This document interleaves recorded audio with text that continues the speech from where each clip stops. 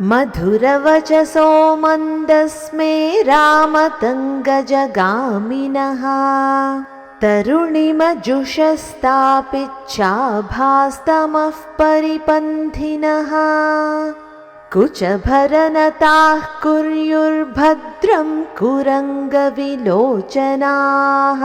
कलितकरुणाः काञ्चीभाजः कपालिमहोत्सवाः। मधुरवचसः मन्दस्मेरा मतङ्गजगामिनः तरुणिमजुषः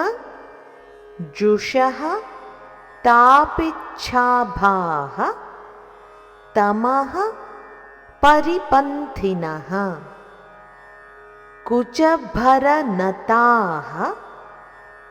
कुर्युः भद्रं कुरङ्गविलोचनाः कलितकरुणाः काञ्चीभाजः कपालिमहोत्सवाः। మధురమైన మాటలు పలుకుతూ పెదవులపై చిరునవ్వులు చిందిస్తూ గజరాజు వంటి గంభీరమైన మందగమనంతో నడుస్తూ నిత్య యౌవనంతో విరాజిల్లుతూ తాపిచ్చ వృక్షం వంటి నల్లని దివ్య శరీర ఛాయతో ప్రకాశిస్తూ భక్తుల అంతఃకరణాలలోని అజ్ఞానమనే చీకట్లను దూరం చేస్తూ వక్షోజాల భారం చేత కొద్దిగా వంగిన శరీరం కలిగి లేడి కన్నుల వంటి సుందరమైన కనులతో నిరంతరం దయతో నిండిన హృదయంతో శోభిస్తూ కాంచీపుర క్షేత్రంలో నివాసముంటూ కపాలధారి అయిన పరమశివుని మనస్సునకు పరమానందోత్సవాన్ని కలిగించే కామాక్షీదేవి నాకు నిరంతర శుభాలను అనుగ్రహించుగాక. ఇప్పుడు మరొకసారి శ్లోకాన్ని చదువుకుందాం.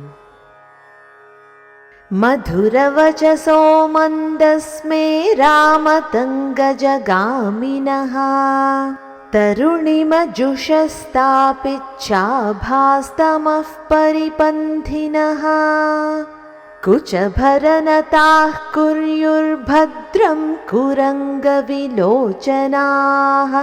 కలితకరుణాః కాంచీభాజః కపాలిమహోత్సవాః.